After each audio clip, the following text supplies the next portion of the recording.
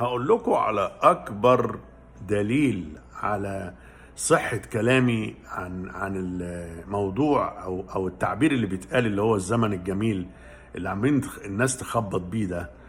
إنه كان في مغني وما زال يعني اسمه أحمد عدوية.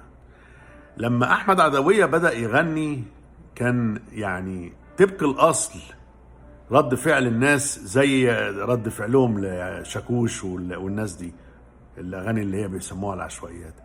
كان مرفوض جدا احمد عدوية. وياي ياي ايه ده؟ فين فريد الأطرش؟ فين عبد الوهاب؟ فين قنديل؟ فين عبد العزيز محمود؟ فين الفن الشعبي الأصيل بتاع زمان؟